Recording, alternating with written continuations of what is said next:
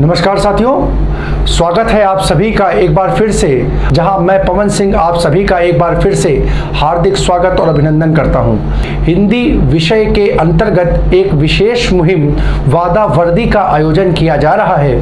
हिंदी के कुछ विशेष परीक्षा उपयोगी प्रश्नों के साथ उपस्थित होते रहे हैं। तो आइए आज के इस अंक को प्रारंभ करने से पहले मैं आप सभी से निवेदन करूंगा कि अपने अपने यथा स्थान पर आप अपने पुस्तक और कलम के साथ तैयार हो जाए, ताकि आज का ये जो अंक है जिसमें हम लोग कुछ बहुत महत्वपूर्ण प्रश्नों पर अपनी चर्चा को करेंगे, उन प्रश्नों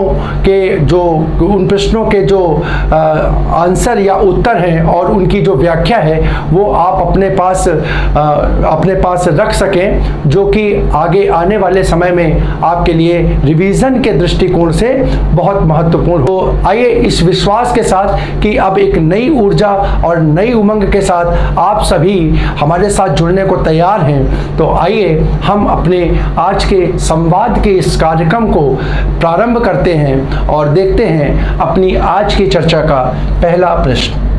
तो साथियों, आज की चर्चा थोड़ा सा आप देख रहे होंगे कि थोड़ा सा यहाँ पे हमने फॉर्मेट में बदलाव किया है। साथियों, कई हमारे छात्रों का ये निवेदन भी था, उनका सुझाव हमें मिला कि सर आप लगातार मतलब जो आपने अंक कराए हैं उसमें पैसेज जो है वो बहुत कम हो पाए हैं, तो मतलब थोड़ा सा ये है कि आप एक पैसेज 2 या 3 अंक में के अंतर्गत एक पैसेज को भी अपनी चर्चा में शामिल कर लिया करें, जिससे उसका भी हम लोग अभ्यास कर सके। तो साथियों, एकदम बेसिक लेवल से आज हमने कोई बहुत कठिन पैसेज नहीं उठाया, बस बच्चों को ध्यान में रखते हो, क्योंकि जो परीक्षा के दृष्टिकोण से जो लेवल पैसेज का रहता है, हमने कम से कम उतना प्रयास किया है कि उस पैसेज को रखें। तो एक पैसेज आज हमने पहला उठाया, तो आइए आज की पहली चर्चा हम लोग पैसेज से ही स्टार्ट करते हैं। देखिए साथियों, पैसेज को सॉल्व करने में सबसे महत्वपूर्ण चीज क्या होती है? सबसे महत्वपूर्ण चीज पैसेज को सॉल्व करते समय होता है कि पैसेज को आप कैसे पढ़ते हैं। ठीक है,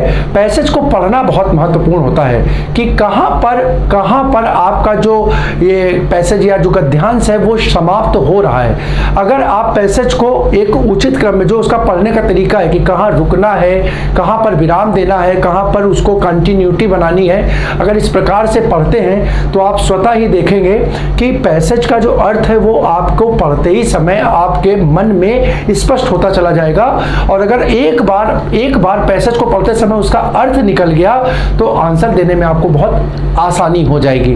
तो आप पैसेज की रीडिंग बनाएंगे। देखिए, मैं आपको पैसेज को पढ़ने से पहले बता दे रहा हूं कि प्रयास ये करिएगा कि आपका ठहराव या रुकाव जो हो वो उसी समय हो जब पैसेज में विराम चिन्ह आए। ठीक है, जिस स्थान पर विराम चिन्ह का प्रयोग हो उस स्थान पर आप उतने समय का पॉज लें, ताकि उस बात को जो वो कह रहा है उस बात को समझने में आपको आसानी हो सके। तो आइए एक बार मैं पैसेज की रीडिंग करता हूं और आप लोग देखिएगा भी कि किस प्रकार से पैसेज की रीडिंग है और कितनी आसानी से देखिएगा उसके प्रश्न के आंसर निकल जाएंगे। और दूसरी महत्वपूर्ण चीज ये भी ध्यान रखिएगा कि जो इंपॉर्टेंट टर्म हो, ठीक है, आपको पैसेज पढ़ते समय जो लगे कि हाँ ये ठीक है, थोड़ा सा महत्वपूर्ण है, उसको रेखांकित करते हुए चलिएगा, क्योंकि प्रश्न जो होता है उन्हीं टर्म्स में से निकल करके कहीं ना कहीं पूछा जाता है। तो आइए हम लोग चर्चा करते देखते हैं। सबसे पहला हमारा यहाँ पैसेज स्टार्ट होता है कि क्षेत्रफल की दृष्टि से केवल 6 देश भारत से बड़े हैं। ठीक है, चलिए एक एक टर्म को मैं देख रहा हूं। केवल 6 देश भारत से बड़े हैं। चीन की आबादी सबसे अधिक है। चीन की आबादी सबसे अधिक है। इसके बाद सबसे बड़ी जनसंख्या वाला देश भारत है। अधिक जनसंख्या के कारण भारत को आर्थिक परेशानियों का सामना करना पड़ता है। आर्थिक परेशानियां, और उसका कारण क्या है? जनसंख्या। देखिए, ये एक बढ़िया चीज बनी यहाँ पे, करना पड़ता है। बेरोजगारी यहाँ की मुख्य समस्या है। एक ये बढ़िया, सबसे बेहतरीन, भारत को गांवों का देश कहते हैं। ठीक है, गांवों का देश, भारत को क्या कहते हैं? गांवों का देश। ये बढ़िया चीज आई, क्योंकि यहाँ के 3/4 भारतीय गांव में रहते हैं और खेती करते हैं। यह सिर्फ किसान ही नहीं, हमारे अन्नदाता भी हैं। हमें इनका सम्मान करना चाहिए। भारत में सभी धर्मों के लोग भाई बहन की तरह रहते हैं। यहाँ दिल्ली, चेन्नई, कोलकाता, मुंबई आदि अनेक बड़े नगर हैं। गांधी जी कहते थे थे कि भारत गांवों में निवास करता है। कौन कहता था? तो यहाँ पे एक स्टेटमेंट हो गया गांधी जी। ठीक है, किसान ही नहीं, ये यहाँ पे एक शब्द देखिए क्या है, किसान हमारे अन्नदाता भी हैं। किसान क्या है? अन्नदाता भी। हमें लगता है इस पैसेज में ये कुछ महत्वपूर्ण टर्म थे जिनको हमने यहाँ पर साथ ही साथ रेखांकित कर लिया, इसको पढ़ लिया। अब हम अपने उत्तर को खोजते हैं। तो देखिए पहला क्या दिया है, किस दृष्टि से 6 देश भारत के बड़े हैं। ठीक है, तो देखो पहली लाइन में दिखा हुआ है क्षेत्रफल की दृष्टि से। ठीक है, क्षेत्रफल की दृष्टि से 6 देश किससे? भारत से बड़े। तो इसका आंसर क्या हो जाएगा?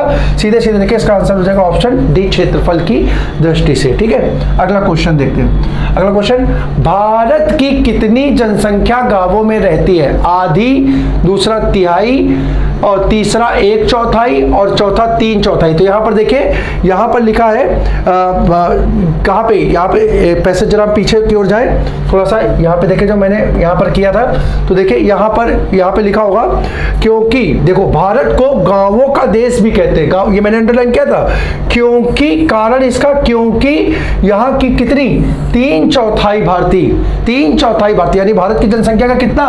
भारत की जनसंख्या का 3/4, यानी इसका आंसर भी क्या हो गया? डी हो गया। इसका आंसर भी क्या हो गया? डी हो गया। ठीक है, अगले पृष्ठ की ओर अगर बढ़े तो संसार का सबसे अधिक जनसंख्या वाला देश कौन सा है? अमेरिका, भारत, चीन, जापान। तो देखो साथियों यहाँ पे एक बार फिर से मैं देख रहा हूं, ये देखो यहाँ पे मैंने लगा रखा ना कि यहाँ पर चीन की आबादी सबसे अधिक है। तो देखो आबादी की दृष्टि से सबसे बड़ा देश कौन सा हो गया? चीन हो गया। तो हमारे देखिए इस प्रश्न का आंसर क्या हो जाएगा? संसार का सबसे अधिक जनसंख्या वाला देश कौन सा हो जाएगा? आंसर सी, चीन। साथियों यहाँ पर मैं आपको एक बात और रेखांकित कर दूं, पैसेज की दृष्टि से आंसर सही है, पैसेज की दृष्टि से आंसर सही है, लेकिन साथियों ध्यान रखिएगा अभी जो यूएनओ की एक नई रिपोर्ट आई है उस रिपोर्ट के अनुसार, ये मतलब आप करंट का क्वेश्चन एकदम मान लीजिए, अभी भारत ने अपनी जनगणना के आंकड़े प्रस्तुत नहीं किए हैं। हालांकि भारत की जो जनगणना थी वो 2021 में होनी थी, 2021 या 2022 में उसके आंकड़े आ जाने चाहिए थे, लेकिन चूंकि आप जानते हैं 2 वर्ष हमारा क्या कोविड में इतना बेहतरीन मतलब गंभीर ऐसी समस्या रही है कि लोगों का जीवन बचाना ही मुश्किल हो गया है। ठीक है, तो उस कारण से जो है हमारी जनसंख्या के जो आंकड़े हैं वो अभी पूर्ण नहीं हो पाए हैं। संभवतः 1 या 2 वर्ष के अंदर उस पर कार्य चल रहा है और 1 और 2 वर्ष के अंतर पे भारत का जो जनसंख्या का नया आंकड़ा है वो आपके सामने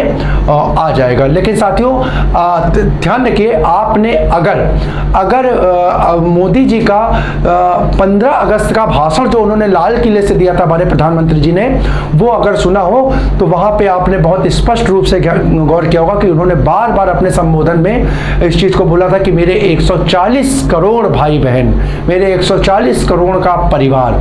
तो आप ध्यान रखिए कि वहां पे बात स्पष्ट रूप से आ गई है कि भारत की जनसंख्या जो कि हम लोग मानते थे 131 करोड़ के आसपास है, उसमें लगभग ये मान करके चलिए 10 करोड़ की वृद्धि हो गई है। और यूएनओ ने एक रिपोर्ट के अनुसार अभी 2 या 3 महीने पहले एक जो नवीन आंकड़ा प्रस्तुत किया उसमें बता दिया है कि भारत जो है वो चीन को पीछे कर दुनिया का सबसे बड़ी जनसंख्या वाला राष्ट्र बन गया है। यानी जनसंख्या के मामले में भारत जो है वो वर्तमान में विश्व का सबसे बड़ा राष्ट्र है, ये ध्यान रखिएगा साथियों। ठीक है, ये प्रश्न आपसे कभी भी पूछ सकता है। तो पैसेज के अनुसार तो इसका आंसर हो गया चीन, वो उसमें कोई दिक्कत नहीं है, लेकिन अगर आपसे करंट के दृष्टिकोण से पूछे तो ध्यान रखिएगा वर्तमान में सबसे अधिक जनसंख्या वाला राष्ट्र जो है वो भारत हो गया है। आगे देखते हैं, खेती करने वालों को क्या कहा जाता है। या देखिए यहाँ पे हमने कहा यह सिर्फ किसान ही नहीं हमारे अन्नदाता भी हैं।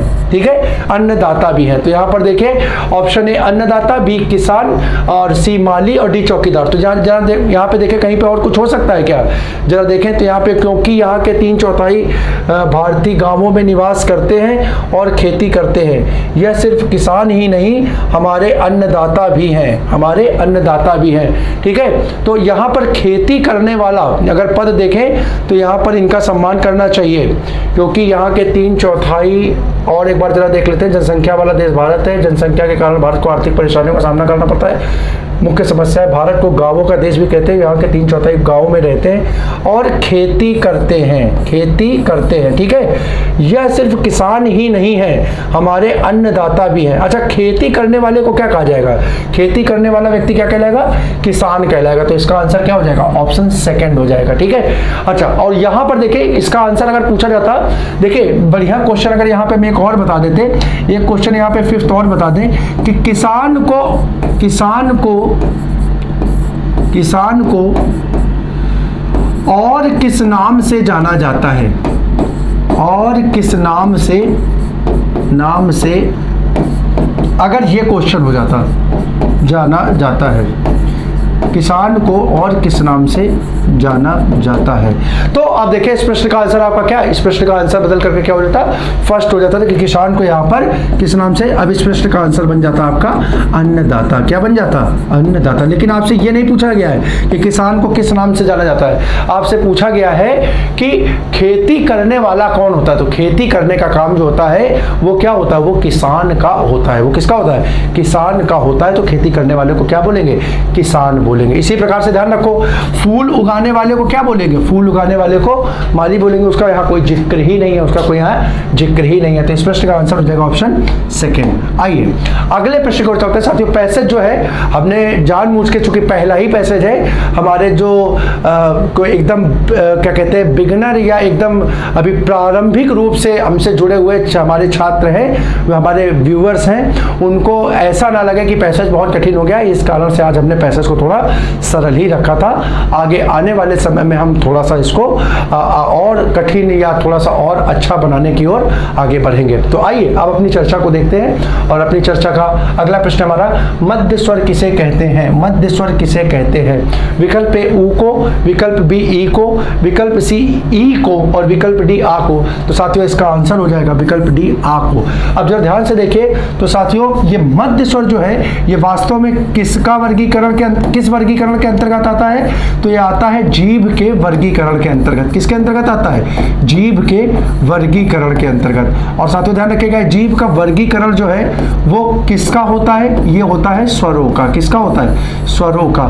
तो स्वरों का जब जीभ के अंतर्गत वर्गीकरण किया जाता है तो यहां पर इसको कितने प्रकार से, इसको बेटा 3 प्रकार से बांटा जाता है। वो क्या क्या होता है? तो वो बेटा होता है, एक होता है अग्र, और दूसरा क्या होता है? दूसरा बेटा होता है मध्य, और तीसरा क्या होता है? तीसरा होता है बच्चा पश्च। तीसरा क्या होता है? तीसरा होता है पश्च। ठीक है, अब जरा ध्यान देखिएगा यहां पे अगर हम बात करें तो अग्र के अंतर्गत कौन आता है? तो अग्र के अंतर्गत आता है ई ए आई, और इसमें आता है री।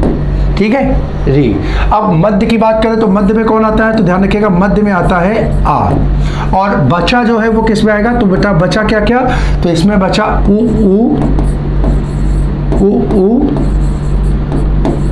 ओ औ, और क्या बचा? आ, ओ औ और आ। तो ये क्या हो जाएगा? ये आपका पश्च स्वर हो जाएगा। तो यहां से ध्यान रखो कि देख लीजिए आ जो है वो मध्य स्वर, उसके बाद ई ये अग्र स्वर, उ जो है वो पश्च स्वर, फिर री जो वो है वो क्या हो गया? अग्र स्वर हो गया, फिर उसके बाद ए अग्र, उसके बाद ओ औ पश्च, और आ जो है वो पश्च के अंतर्गत आएगा। तो इस प्रकार से स्वरों का वर्गीकरण जीभ के आधार पर हो जाएगा। तो आपका आंसर क्या हो जाएगा? आ हो जाएगा। ठीक है, अगला प्रश्न देखो। अब हम बात करें उच्चारण स्थान की दृष्टि से कौन सा विकल्प शुद्ध है? शुद्ध की चर्चा आपको करनी है।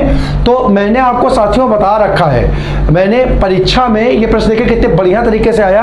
अब कई छात्र मेरे क्या करते हैं ना, देखो कई छात्र मेरे क्या करते हैं, हमने इसको क्लास में भी, ऑफलाइन में और ऑनलाइन में भी बताया कि आप ये जो यहाँ पे 3 शा का प्रयोग होता है, श ख और हा, या ठीक है। तो अब इसको लड़के क्या करते हैं, हम कहते हैं भैया इसको कैसे याद करोगे? तो लड़के कहते हैं सर जी, हम पूछते हैं ये कौन सा? तो कहते हैं सर जी सलजम वाला। तो ये कौन सा? सर जी ये षटकोण वाला। ये कौन सा? सर जी ये सपेरे। कई लोग कंफ्यूज, अरे सर जी ये सपेरे। अब कुछ लोग क्या करते हैं, इसको पूछा तो कह देंगे सर जी ये सपेरे वाला है, इसको बोलेंगे तो बोल देंगे सीटी वाला है। अब ध्यान ही नहीं था भैया क्या सपेरा है क्या। अच्छा, पेपर में कभी भी आपसे क्वेश्चन नहीं पूछेगा कि सपेरा वाला सा है कि सीटी वाला सा है कि सलजम वाला सा है कि फटा पेट वाला सा, ये कभी नहीं पूछेगा। ठीक है, अरे तो भैया इसको उसी तरीके से याद कर लो जैसे हम कहते हैं। क्या कहते हैं? हम आपसे कहते हैं कि देखो इन तीनों का उच्चारण स्थान देख लो। ये कहाँ से उच्चारित होते हैं। तो ये सा जो है इसके उच्चारण में किसका प्रयोग होता है, इसके उच्चारण में तालु का प्रयोग होता है। तो अब कहे सलजम और सीटी और सपेरा के पीछे पड़े हो, सीधे बोल दो ना ये कैसा सा है, तालव्य सा है। कैसा सा है, तालु का प्रयोग होता है तो ये क्या हो जाएगा, ये तालव्य सा हो जाएगा। क्या हो जाएगा, तालव्य सा हो जाएगा। इसी प्रकार से इसको याद रख लो, इसमें किसका प्रयोग होता है, इसमें मूर्धा का प्रयोग होता है, इसमें मूर्धा का प्रयोग होता है तो ये क्या हो जाएगा, ये मूर्धन्य सा हो जाएगा। कौन सा होगा, मूर्धन्य सा हो जाएगा। और इसमें किसका प्रयोग होता है बेटा, इसमें दांत का प्रयोग होता है तो ये क्या हो जाएगा, ये दंत सा हो जाएगा। कैसी सा हो जाएगी, दंत। आप जरा ध्यान से देखो कितना आराम से अगर तुमने याद कर लिया। अब तुमको अगर ये पूछे ये क्या है और तुमको अगर ये याद है कि सर ये तालुव्य सा है तो आराम से तुम बता दोगे कि इसका उच्चारण स्थान क्या है, तालु है। अब जरा अपना आंसर देखो कितने बढ़िया तरीके से निकल रहा है। अब देखो तुम्हें ये मालूम है, अब तुमको ये नहीं मालूम है सपेरा वाला है कि सीटी वाला है कि है सांप वाला है, ठीक है। अब तुम्हें ये नहीं मालूम, तुमसे पूछा ये क्या है तो तुमने कहा सर जी ये क्या है, दंत सा है। ये कौन सा है, दंत सा है। तो अब जरा यहाँ पर देखो तो यहाँ पर ये दंत के साथ दिया है कि नहीं दिया है, बोलो दंत के साथ दिया है कि नहीं दिया है, दिया है पक्का। तो क्या पहले ही आंसर हो गया, हो सकता है हो जाए, हो सकता है हो जाए, लेकिन हम बाकी के विकल्पों को चेक ना कर ले। देखो ये तुमने क्या बोला, तुमने कहा सर जी इसका उच्चारण किससे होता है, तालु से होता है। तो ये क्या होना चाहिए, ये होना चाहिए तालुव्य, लेकिन यहाँ दिया क्या है, मूर्धन्य, यानी ये गलत हो गया कि नहीं हो गया। देखो गलत हो गया। तुमसे पूछा ये क्या है, तुमने कहा सर जी इसका उच्चारण मूर्धा से होता है। अगर मूर्धा से होता तो क्या होना चाहिए, मूर्धन्य होना चाहिए। मूर्धा से होता तो क्या होना चाहिए, मूर्धन्य होना चाहिए। लेकिन यहाँ क्या दिया है, ये तालुव्य दिया, यानी देखो दोनों उल्टे कर दिए। तो अब इसको तुमने काट दिया, दो गलत हो गए। तीसरा देखो चा क्या होता है बेटा, चा जो होता है, चा का उच्चारण किससे होता है, तालुव्य वर्ण से होता है। किससे होता है, तालुव्य से होता है। चा देखो ये जो तालव्य ध्वनियां होती हैं ये क्या होती है, चा वर्ग की ध्वनियां। चा वर्ग की ध्वनियां जो होती हैं वो सभी क्या होती हैं, तालव्य होती हैं। चा वर्ग की ध्वनियां क्या होती है, तालुव्य, यानी चा छा जा झा इया ये सारी क्या होंगी, तालुव्य होंगी। तो यहाँ पर ये क्या दे दिया, कंठ दे दिया, यानी ये भी गलत है। ठीक, ये क्या होना चाहिए, ये होना चाहिए तालव्य होना चाहिए, ये तालव्य होना चाहिए। ये क्या होना चाहिए, ये मूर्धन्य होना चाहिए, ये मूर्धन्य होना चाहिए। और ये क्या होना चाहिए, ये तालव्य होना चाहिए, ये तालव्य। तो बेटा ये तीनों क्या हो गए, गलत हो गए। देख लो तुम्हारे पास आंसर तुम्हारा क्या हो गया, आंसर हो गया फर्स्ट। बोलो कोई दिक्कत है नहीं, चलो आगे देखते हैं। आगे बेटा हमारा क्या प्रश्न कह रहा है, आगे हमारा प्रश्न कह रहा है निम्न में से कौन सा वाक्यांश त्रुटिपूर्ण है। ठीक है, कौन सा वाक्यांश त्रुटिपूर्ण है, पहले तो हम पढ़ लेते हैं क्या दिया है। रामचरितमानस भक्ति काल की सबसे श्रेष्ठतम रचना मानी जाती है। ये पूरा वाक्य आपका एक बन गया, ये पूरा एक वाक्य आपका बन गया कि रामचरितमानस भक्ति काल की सबसे श्रेष्ठतम रचना मानी जाती है। अब अगर आपसे पूछे कि इसमें कौन सा, पहला वाक्य है रामचरितमानस भक्ति काल, दूसरा कि सबसे श्रेष्ठतम, तीसरा रचना मानी जाती है, चौथा कह रहा है कोई त्रुटि नहीं है इसमें। देखो सामान्यतः क्या होता है, आप लोग पढ़ते हो ना तो आप लोग बोल भी जाते हो, है आप लोग बोल जाते हैं कि वो सबसे श्रेष्ठतम है, सबसे श्रेष्ठतम है। तो साथियों ध्यान रखिएगा ये थोड़ा सा जो पद होता है ये गलत होता है। यहाँ पर जो आपकी गलती होगी वो क्या होगी, ऑप्शन बी में होगी, ऑप्शन बी में होगी। कैसे, तो बेटा ध्यान रखना सबसे श्रेष्ठतम कभी नहीं होता। देखो जो पद होता है वो पद होता है श्रेष्ठ, पद क्या होता है, श्रेष्ठ। ठीक है, अब देखो इसको अगर हमें क्या करना है, इसकी अगर हमें अवस्था का परिवर्तन करना है। देखो विशेषण का प्रश्न है बेटा, विशेषण की तीन अवस्थाएं होती हैं। कितनी होती हैं, तीन अवस्थाएं। कौन कौन सी होती है, तो एक होती है मूला अवस्था, दूसरी होती है उत्तरावस्था और तीसरी होती है उत्तमा अवस्था। तो यहाँ पर इसकी कौन सी, यहाँ पर इसकी उत्तमा अवस्था में परिवर्तन हो रहा है ना, या मूला अवस्था से इसको किस में बदलना है, उत्तमा अवस्था में बदलना है। और उत्तमा अवस्था में बदलने के बेटा दो तरीके होते हैं, दो तरीके होते हैं। एक क्या होता है, या तो उपसर्ग का प्रयोग करके बदल दो और या क्या करो, प्रत्यय का प्रयोग करके बदल दो। अब दोनों को एक साथ कभी नहीं करते, ये चीज ध्यान रखिएगा। हम लोग बहुत बार बोलते हैं दोनों का प्रयोग कभी भी एक साथ नहीं होता। अगर आपको उपसर्ग का प्रयोग करके बनाना है तो यहाँ पे आप क्या प्रयोग कर दोगे, सबसे श्रेष्ठ लिख दोगे, सबसे श्रेष्ठ लिख दोगे। और अगर प्रत्यय का प्रयोग करके बनाना है तो बेटा ध्यान रखना यहाँ पर श्रेष्ठ के साथ तम लगा दोगे। यानी या तो तुम क्या करो, या तो यहाँ पर लिखो क्या, या तो यहाँ पर इसको हटा दो, या तो यहाँ पर इसको हटा दो और लिखो रामचरितमानस भक्ति काल की श्रेष्ठतम रचना मानी गई है। अब ये वाक्य सही हो जाएगा, ये वाक्य सही हो जाएगा। और दूसरी तरीके से अगर करना चाहते हो, दूसरी तरीके से करना चाहते हो तो इसको हटा करके यहाँ पर क्या कर दो, इसको हटा करके देखो, इसको अगर हटाओगे, इसको हटाओगे तो यहाँ पर फिर सबसे के साथ क्या लगाना पड़ेगा, श्रेष्ठ लगाना पड़ेगा। यानी दोनों में से कोई एक सही होगा, या तो ये पद सही होगा सबसे श्रेष्ठ, सबसे श्रेष्ठ होगा, ये लगा सकते हो, या लगा सकते हो श्रेष्ठतम। क्या लगा सकते हो? श्रेष्ठतम है। यहाँ पर ये दोनों ठीक है, ये दोनों ठीक है, लेकिन ये अगर लिखते हो तुम सबसे श्रेष्ठतम, सबसे श्रेष्ठतम, तो बेटा ये जो है तुम्हारा क्या हो जाएगा? गलत हो जाएगा। ये ध्यान रखना, सबसे श्रेष्ठतम नहीं होगा। पक्का? आगे बढ़े तो इसमें आंसर कहाँ हो गई? ऑप्शन सेकंड में हो गई। अगला देखते हैं। संग्रहालय का संधि विच्छेद है। बहुत आसानी से देखो बेटा, यहाँ पर एक जगह ये टूटा और एक जगह ये टूटा। हमने बताया था क्या? हमने नियम बता रखा था कि अगर क्या है, अनुस्वार आए तो अनुस्वार किसकी जगह प्राप्त होता है? तो अनुस्वार प्राप्त होता है बेटा माँ की जगह। ठीक है, और ये बड़ी जो होती है वो क्या होती है? ये आ, दीर्घ संधि होती है, यानी ये आ और आ के मेल से बनती है, आ और आ के मेल से बनती है। अब देखो यहाँ क्या हो सकता है, तो यहाँ पर देखो, यहाँ पर ये माँ देखो कहाँ पे आ रहा है, तो ये दोनों पद तो हट गए तुम्हारे। यहाँ तो ये सत और सत हो गया, ये तो होगा ही नहीं। अब यहाँ पर देखो, अगर यहाँ भी चर्चा करोगे तो यहाँ आखिरी में माँ ना आकर के क्या आ गया? आ गया, क्योंकि इसको देखो, इसको अगर तुम देख रहे हो ना बेटा, तो ये क्या लिखा है? ये माँ के साथ आ लिखा हुआ, तो आखिरी में क्या मिला? आ मिला, तो ये भी तुम्हारा हट गया, ये भी हट गया, ये भी नहीं मिला। अब आंसर क्या बचा? जो बचा वही तुम्हारा आंसर बचा। आंसर फर्स्ट यानी डी हो जाएगा, सम धन ग्रह धन आलय। इस प्रश्न का आंसर हो जाएगा, यानी संग्रहालय का उचित विच्छेद जो होगा वो होगा ऑप्शन डी, सम प्लस ग्रह प्लस आलय। अगला प्रश्न देखो। अगला प्रश्न, निम्नलिखित में से कौन सा शब्द कर्मधारय समास का उदाहरण है? कर्मधारय समास का उदाहरण है। ठीक है, ऑप्शन ए राजकुमार, बी पीताम्बर, सी कलाश्रेष्ठ और डी गृह प्रवेश। तो साथियों देखो, बहुत बेहतरीन तरीके से अगर हम देखें, सब चीजों को छोड़ भी दें, तो देखो इस पद को पकड़ लो, पीताम्बर। वैसे तो पीताम्बर शब्द किसका है? पीताम्बर शब्द होता है बहुब्रीहि का, क्योंकि पीताम्बर जो है वो किसका?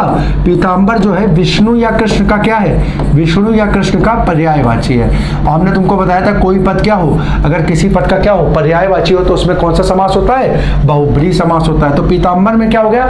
बहुब्रीहि समास। लेकिन अगर नोट याद हो आपको, नोट याद हो, हमने क्या कहा था कि कई बार क्या होता है, बहुब्रीहि समास का कोई पद होता है तो उसमें बहुब्रीहि समास नहीं होता है।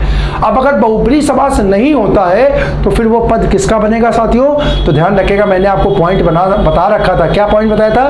कि यदि समास में प्रयुक्त जो सामासिक पद हैं, जो सामासिक पद हैं वो क्या हो? सामासिक पद का जो निर्माण हो उसमें प्रयुक्त पद जो हो वो विशेषण और विशेष की प्रकृति के हो, विशेषण और विशेष की प्रकृति के हो।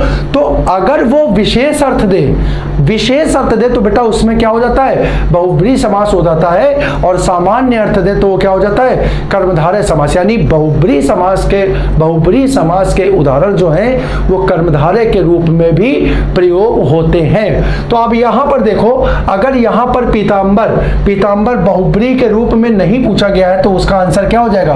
कर्मधारय के रूप में हो जाएगा। तो इस प्रश्न का आंसर क्या है? सॉरी, इस प्रश्न का आंसर बन जाएगा बेटा सेकंड, पीताम्बर। बाकी की बात कर ले तो ध्यान से रखना, ये राजकुमार, कलाश्रेष्ठ और गृह प्रवेश, ये तीनों ही पद जो किसके होंगे? तत्पुरुष के होंगे। ठीक है, इसका क्या बनेगा? तो बनेगा राजा का कुमार, का की के, ये बनेगा कला में श्रेष्ठ और ये बनेगा घर में प्रवेश। तो यहाँ पर देखो, ये का की के, राजा का कुमार, यहाँ पर क्या बना?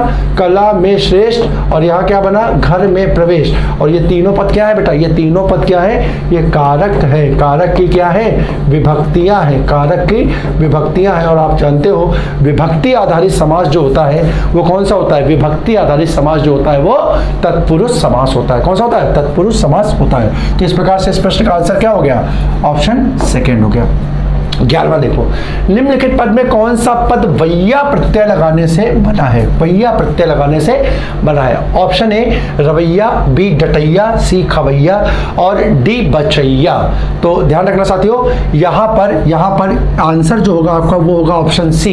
यहाँ पे खवैया देखो, तो खवैया जो पद है वो खाना पद से बना है। और इसमें ये देखो ना प्रत्यय जो है, इस ना प्रत्यय को हटा करके यहाँ यहाँ पर क्या वैया प्रत्यय लगा दिया गया है, तो खा में जब वैया प्रत्यय लगाया गया तो ये शब्द किस में बदल गया, ये शब्द खवैया में बदल गया। किस में बदल गया, खवैया में बदल गया। तो आंसर हो गया आपका ऑप्शन सी।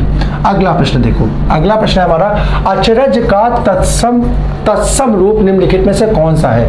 ऑप्शन ई इहा, ऑप्शन बी स्पृहा, ऑप्शन सी आश्चर्य और ऑप्शन डी लिप्सा। तो देखिए सर, अचरज का मतलब क्या होता है, अचरज का मतलब आप सभी जानते हो आश्चर्य होना होता है, तो यानी ये शब्द की उत्पत्ति किससे हुई होगी, आश्चर्य से हुई होगी, तो इसका तत्सम रूप क्या हो जाएगा, ऑप्शन सी आश्चर्य हो जाएगा। इसमें ऐसी कोई विशेष चीज नहीं है जिसको हम यहाँ पर एक्सप्लेन करें। अगला क्वेश्चन देखिए 13वां, निम्न में से देशज शब्द कौन सा है। देशज शब्द कौन सा है, देशज शब्द का मतलब क्या होता है, देशज शब्द का मतलब होता है बेटा ऐसा शब्द। देशज का मतलब क्या होता है, देशज का मतलब होता है ऐसा शब्द जिसकी उत्पत्ति कहाँ हो, जिसकी उत्पत्ति भारत में बोली जाने वाली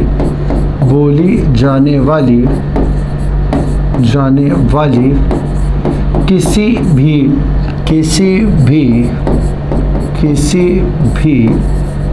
एक भाषा से हो, किसी भी एक भाषा से हो, ये होता है देशज। ठीक है, यानी किसी भी भारत में जो भाषाएं बोली जा रही हैं उनमें से किसी एक भाषा से इसकी क्या हो, उत्पत्ति हो, लेकिन ये स्पष्ट रूप से ना पता हो कि वो कहाँ से है, बस किसी एक भाषा से निकल करके हिंदी में शामिल हो गया हो, उसे हम किस नाम से जानते हैं, देशज के नाम से जानते हैं। तो अगर विकल्प देखें तो यहाँ पे हो जाएगा ए ठर्रा, बी जहाज, सी किस्मत और डी कुश्ती। साथियों एकदम अलग सा यहाँ पे जो विकल्प दिख रहा है वो है ऑप्शन ए ठर्रा। तो यही इस प्रश्न का आंसर बन जाएगा आपका, यानी ठर्रा जो होगा वो कैसा शब्द हो जाएगा, वो हो जाएगा देशज, देशज।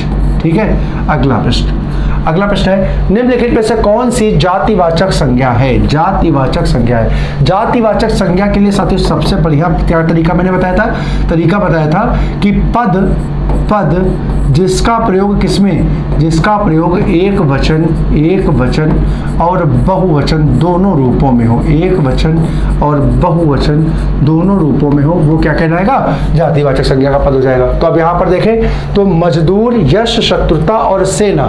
तो यहाँ पर ध्यान रखिएगा साथियों, ये यश और शत्रुता, देखिए अब यहाँ पर क्या शत्रुता का तो बहुवचन बनता नहीं है, यश का भी बहुवचन नहीं बनता है। ठीक है, तो ये दोनों तो नहीं हुए। अब बचा क्या, मजदूर। तो हम क्या बोलते हैं, मजदूर का बहुवचन बना सकते हो क्या, तो बना सकते हो क्या, मजदूरों। मजदूर का बहुवचन क्या होता है, मजदूरों। तो यानी ये कैसा हो गया, एक वचन और बहुवचन दोनों हो गया, तो यानी इसका आंसर क्या हो जाएगा, ऑप्शन फर्स्ट हो जाएगा। सेना, सेना ध्यान रखिएगा साथियों, सेना जातिवाचक का तो पद बनता है, लेकिन तुम जानते हो, आप लोग जानते हो कि जातिवाचक जो होता है इसको पुनः दो भागों में बांटा गया है, पुनः दो भागों में बांटा गया है। और ये क्या होता है, तो एक होता है समूह या समुदाय बोधक और दूसरा होता है द्रव्य अथवा पदार्थ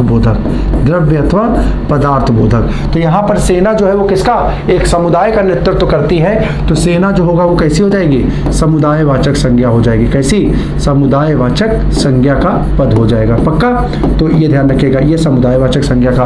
और ये दोनों पद जो है साथियों मेरे, ये दोनों पद जो है वो भाववाचक संज्ञा के हो जाएंगे। किसके हो जाएंगे, भाववाचक संज्ञा के हो जाएंगे। तो ध्यान रखिएगा, इस प्रकार से इसके सारे आंसर हो गए। ठीक है, तो आंसर हो गया आपका ऑप्शन ए मजदूर। अगला प्रश्न देखो, अगला प्रश्न है निम्नलिखित विकल्पों में से किस विकल्प में विशेषण का निर्देश अशुद्ध है, यानी विशेषण का उचित प्रयोग नहीं किया गया है संबंधित पद के लिए। एक पद है और उसके लिए कौन से पद के लिए विशेषण गलत विशेषण दिया गया है, जरा ध्यान से देखो। तो यहाँ पर पहले तो ध्यान लो कि विशेषण कितने होते हैं, तो बेटा विशेषण 4 होते हैं। कितने होते हैं, विशेषण 4 होते हैं। कौन कौन से होते हैं, तो जरा ध्यान रखो, विशेषण होते हैं 4 प्रकार के। एक होता है कौन सा बेटा, गुणवाचक होता है। दूसरा कौन सा होता है, दूसरा बेटा संख्यावाचक होता है। तीसरा बेटा कौन सा होता है, तीसरा होता है बेटा कौन सा होता है, तीसरा होता है परिमाणवाचक होता है। और चौथा कौन सा होता है बेटा, चौथा होता है सार्वनामिक विशेषण होता है, सार्वनामिक विशेषण होता है। अब चलो ध्यान से देखते हैं, तो यहाँ पर देखो, यहाँ पर दूसरा वो क्रमवाचक दिया है, ये सही है कि नहीं है, तो हाँ बेटा ठीक है। क्यों, क्योंकि जरा ध्यान से देखो, ये संख्यावाचक विशेषण जो है दो रूपों में होता है, दो रूपों में होता है। वो क्या क्या होता है? तो संख्या क्या होती है? संख्या या तो हो सकती है क्या, या तो हो सकती है, इसको आप क्या बोल सकते हो, निश्चित। एक हो सकती है निश्चित, और एक क्या हो सकती है, अनिश्चित। बहुत अंदर जब जाकर पढ़ते हो ना तब देखो, तो यहाँ पर निश्चित का विभाजन पुनः किया जाता है। निश्चित का विभाजन किसमें किया जाता है? तो निश्चित का जब देखते हो ना तो बेटा ये होता है, उसमें एक होता है संख्या होता है, एक होता है क्रम होता है, एक आवृत्ति होता है। तो ये सारे किसके हैं? एक प्रकार से संख्यावाचक, और किसके? क्रमवाचक। तो ये वास्तव में भेद बेटा किसका है? ध्यान रखना है, क्रमवाचक जो है वास्तव में भेद किसका है? संख्यावाचक विशेषण का है। तो ये तो ठीक है। दूसरा, जैसे हम बोलते हैं ना, क्रम की बात करते हैं कि भैया क्रम में कौन सा नंबर है, तो कहते हैं सर तीसरा नंबर है, दूसरा नंबर है, चौथा नंबर है। तो ये क्रम की बात हो गई, यानी इसमें किसी प्रकार की कोई दिक्कत नहीं है, यानी ये आंसर सही, ये आंसर नहीं होगा, क्योंकि आपसे आंसर क्या पूछ रहा है? अशुद्ध पूछ रहा है, यानी ये आंसर नहीं होगा। ढाई, अब देखो ढाई क्या पूर्णांक है, क्या पूर्णांक है? देखो यहाँ पर जब तुम संख्या वाला पढ़ते हो ना, तो देखो इसको फिर से बांटते हैं। संख्याएं दो प्रकार की होती है, एक होती है पूर्णांक बोधक और दूसरी होती है, देखो कितना बढ़िया, इतना अंदर जाकर के प्रश्न पूछ रहा है। अगर आप लोगों को मोटी मोटी जानकारी मालूम है ना, तो आप इस प्रश्न का आंसर कभी नहीं दे सकते हो। आपसे पूछ रहा है विशेषण कितने प्रकार के, तो 4 बता दिए। संख्यावाचक विशेषण कितने, तो 2 बता दिए, और उसमें भी संख्यावाचक विशेषण कितने। अब यहाँ पे निश्चित अनिश्चित बताए, तो अगर आपसे पूछे कि निश्चित संख्यावाचक कितने प्रकार के, तो बेटा वो आपको अलग जानने पड़ेंगे। और उसमें क्या है, निश्चित संख्यावाचक में एक होता है संख्यावाचक, ठीक है, संख्या। अब संख्यावाचक संख्या भी कितनी हो सकती है? 2 हो सकती है। यानी इसको अगर बोले तो यहाँ पर ये निश्चित संख्यावाचक को 2 प्रकार से लिख सकते हो, जिसमें एक पद होता है गणनावाचक। अब गणना अगर कर सकते हो तो गणना कितने प्रकार की होगी? 2 प्रकार की होगी, या तो वह पूर्णांक होगा या फिर अपूर्णांक होगा। तो देखो बेटा इतना बेहतरीन, बहुत मतलब किस बेहतरीन लेवल पर जाकर के इस प्रश्न को सेट किया गया है। तो वास्तव में ये अपूर्णांक बोधक भी जो है ना, वो भी किसका प्रकार है? संख्यावाचक का ही प्रकार है, संख्या का ही प्रकार है। तो ये भी नहीं होगा, क्योंकि ढाई अपूर्णांक तो है ही। ढाई का मतलब क्या होता है? 2 के साथ आधा, तो 2 ये क्या हो गया? पूर्णांक हो गया, ये अपूर्ण हो गया, तो ये अपूर्णांक बोधक पद हो गया, ठीक है। अच्छा 26, अब 26 में बताओ क्या कोई आधा अधूरा पद है? नहीं है। या क्या है? ये 20 और 6 ये दोनों ही पूर्णांक है, तो ये पूर्णांक बोधक हो गया, यानी ये भी किसका हो गया? ये संख्यावाचक का हो गया। यानी अब बचा क्या? वह नौकर। तो अब यहाँ पर देखो कोई विशेषण नहीं, ऐसा नहीं है। यहाँ पर देखो ये वह शब्द जो है ना, वो नौकर के क्या कर रहा है? वह शब्द यहाँ पर देखो, नॉर्मली तो वैसे वह शब्द क्या होता है? सर्वनाम होता है। कई मेरे बच्चे कह सकते हैं कि यहाँ पे सर सर्वनाम है। नहीं नहीं नहीं, बिल्कुल नहीं है। वह शब्द सर्वनाम कब होगा? जब उसके लिए संज्ञा पद ना दिया जाए, संज्ञा पद ना दिया जाए, यानी संज्ञा को हटा करके अगर उसकी जगह पद लिखेंगे तो वो सर्वनाम की तरह होगा। लेकिन यहाँ पर देखो, यहाँ पर ये वह पद भी दिया और ये नौकर, नौकर का मतलब ये संज्ञा पद हुआ कि नहीं? नौकर का मतलब कोई ना कोई नाम है, नौकर का मतलब कोई ना कोई नाम है। अगर ये संज्ञा पद हो गया तो अब यहाँ पर संज्ञा के साथ अगर ये लग रहा है, संज्ञा के साथ ये सर्वनाम लग रहा है, तो बेटा ये सर्वनाम ना होकर के ये सर्वनाम सार्वनामिक विशेषण के रूप में हो जाएगा। किसके रूप में हो जाएगा? सार्वनामिक विशेषण के रूप में हो जाएगा। तो यहाँ पर ऐसा नहीं है कि कोई विशेषण नहीं है, यहाँ पर ये पद गलत है। यहाँ पर क्या होगा? यहाँ पर ये कैसा होगा? सार्वनामिक विशेषण का पद होगा। कैसा होगा? सार्वनामिक विशेषण का पद होगा। तो अगर सार्वनामिक विशेषण नहीं लिखा है तो इस प्रकार से इस प्रश्न का आंसर आपका क्या हो जाएगा? ये डी ही आपका आंसर हो जाएगा, क्योंकि यहाँ पर इस वह पद में क्या है? सार्वनामिक विशेषण है, ठीक है। बहुत बेहतरीन प्रश्न था, इसको आप थोड़ा सा देख लीजिएगा। अगला, हिंदी में कारक के विभक्तियों सहित कितने भेद हैं? सिंपल सा है, लैंग्वेज को छोड़ दो। वो आपसे पूछ रहा है हिंदी में कारक के कितने भेद होते हैं, कारक के कितने भेद होते हैं, खत्म बात। तो कारकों की संख्या कितनी होती है बेटा? ए 8, बी 14, सी 7 और डी 10। तो आंसर कितनी होती है?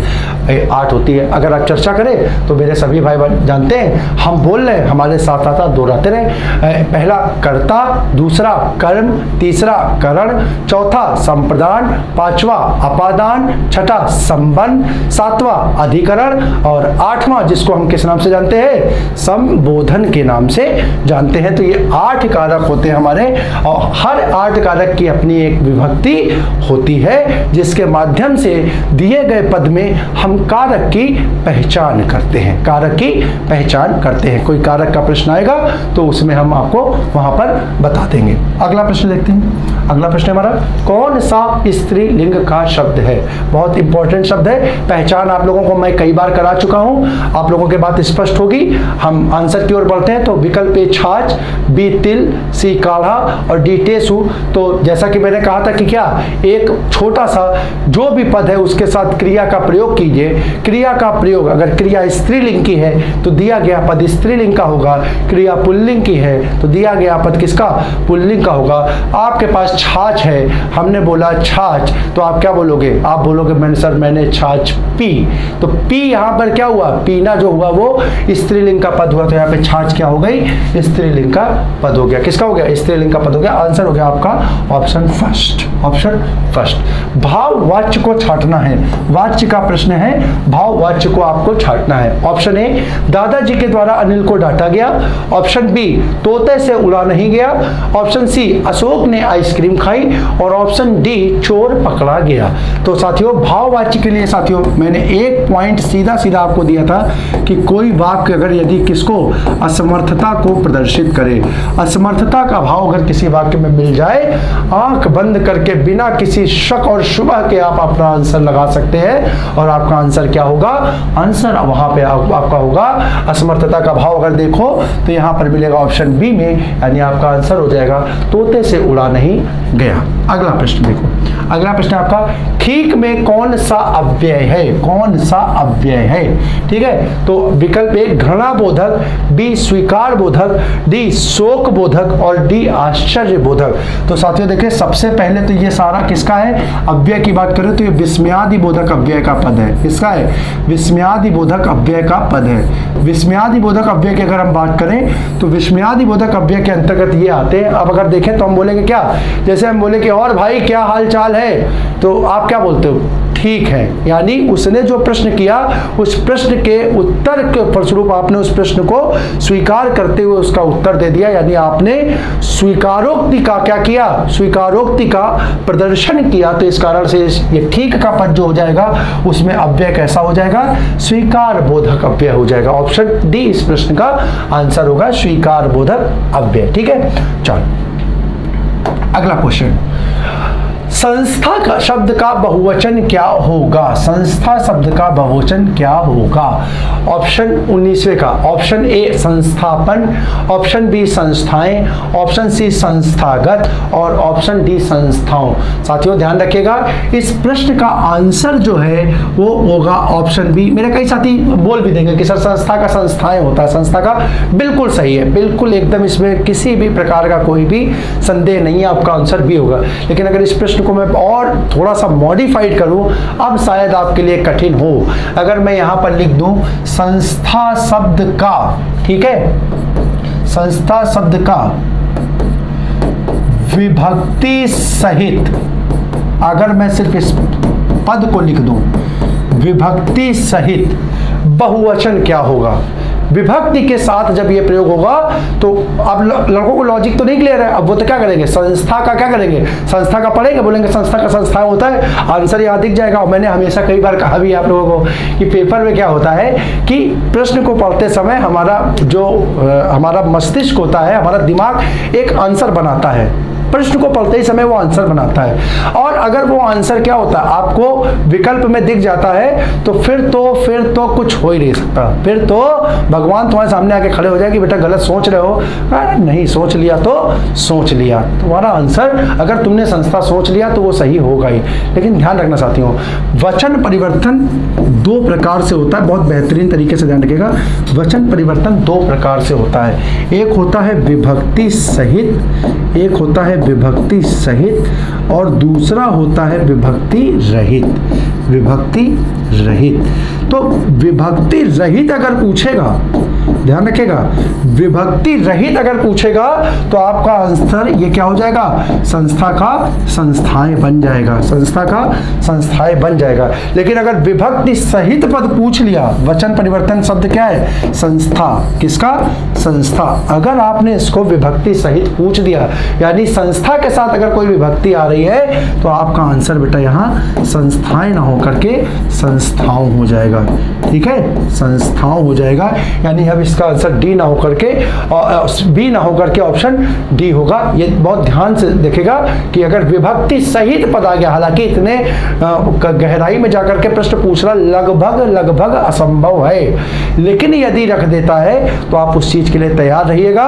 मेरे इस बिंदु को अपने दिमाग में रखिएगा, अपने नोट्स में इसको इंपॉर्टेंट मार्क करके नोट डाल करके कहीं रख लीजिएगा। परीक्षा के लिए यही चीज आपको बस याद होनी चाहिए। चलिए अगले प्रश्न को देखते हैं। अगला प्रश्न है हमारा, प्रेम अनदेखी राहों की तरह ही आकर्षक होता है।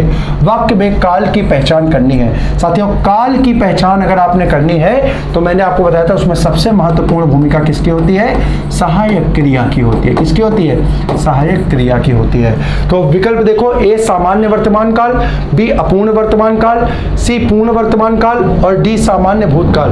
तो साथियों देखिए, बचपन में हम लोगों ने पढ़ा था, जब हम लोग टेंस पढ़ते थे अंग्रेजी में, तो हम लोग वहां पर उसकी क्या पहचान पढ़ते थे। तो यहाँ पर पहचान के रूप में देखो क्या दिया हुआ है, आखिरी में ता है। क्या है? ता है। और साथियों मेरे हर बच्चे ने पढ़ रखा है, ता है, ती है और ते है। अगर ये वाक्य में होता है तो ठीक है, कोई दिक्कत नहीं।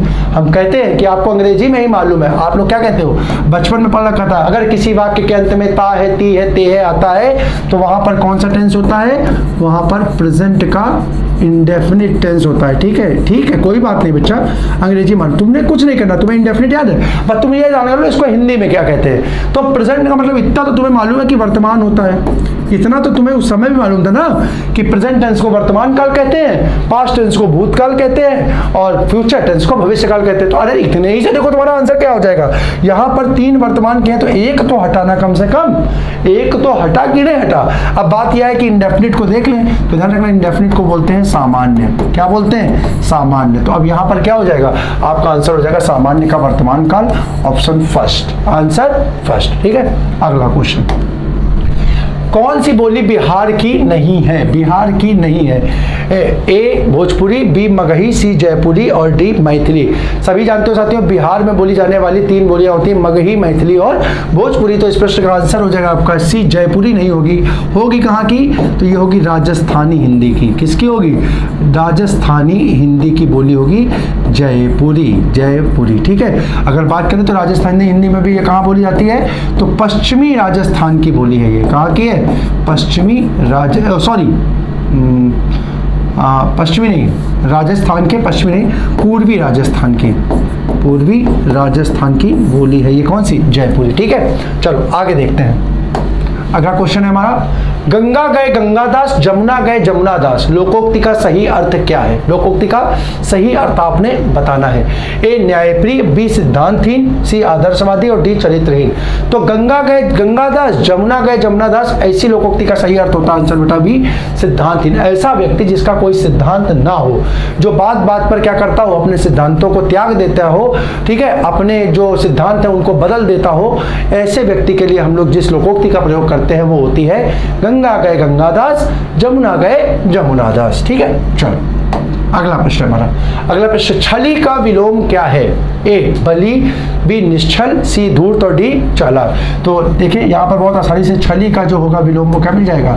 निश्छल। देखो छली पद की अगर बात करें तो विलोम बनाने के लिए हमने क्या कहा था? विलोम बनाने के लिए आ, अन और नी में से किसी एक उपसर्ग का प्रयोग करते हैं। अब यहाँ पर देखो तो इस पद को अगर देखोगे तो बन जाएगा नि धन छल। ठीक है, छल में अगर नि लगा दिया तो इसका मतलब क्या हुआ? नहीं। जो छल रहित है या जो जिसमें छल नहीं है वही क्या कहलाएगा? निश्चल कहलाएगा। यानी ये आंसर हो जाएगा आपका सेकंड। ठीक है, कलश, कलश का पर्याय है, कलश का पर्याय है ए जल, बी कुंभ, सी पात्र और डी उपस्कर। ठीक है, उपस्कर। तो यहाँ पर ध्यान रखिएगा कि यहाँ पर कलश का जो पर्यायवाची होगा वो हो जाएगा ए बी कुंभ, बी कुंभ। ठीक है, अच्छा अगला प्रश्न देखते हैं। अगले प्रश्न की अगर चर्चा करें तो निम्नलिखित में से कौन सा शब्दालंकार नहीं है? शब्दालंकार नहीं है। ए रूपक, बी यमक, सी अनुप्रास और डी श्लेष।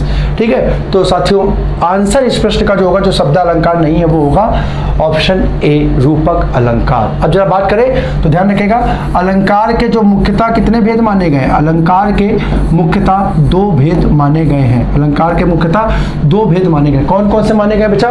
तो यहाँ पर इसके 2 भेद जो माने गए हैं वो है आपका, एक होता है मैं आपको बता रहा हूँ, एक होता है कौन सा? एक कहलाता है आपका शब्दालंकार। एक कौन सा कहलाता है? शब्दालंकार। और दूसरा कहलाता है साथियों अर्थालंकार। दूसरा क्या कहलाता है? अर्थालंकार। दूसरा कहलाता है अर्थालंकार। ठीक, अब अगर बात करें तो शब्दालंकार के मूलतः 3 भेद हैं। मूलतः 3 भेद है, वो कौन कौन से हैं? अनुप्रास, अनुप्रास, यमक और श्लेष। अनुप्रास, यमक और श्लेष। ठीक है, इसके अतिरिक्त जो भी आते हैं वो सब किसके होंगे? अर्थालंकार के भेद होंगे। तो अनुप्रास, यमक और श्लेष ये तीनों क्या हो गए? ये तीनों शब्दालंकार के हो गए। तो जो बचा वो क्या होगा? वो साथियों अर्थालंकार का हो जाएगा, यानी यही आपका क्या होगा? आंसर हो जाएगा इस प्रश्न का ऑप्शन फर्स्ट। तो ठीक है साथियों, इस प्रकार से आज के जो प्रश्न है थोड़े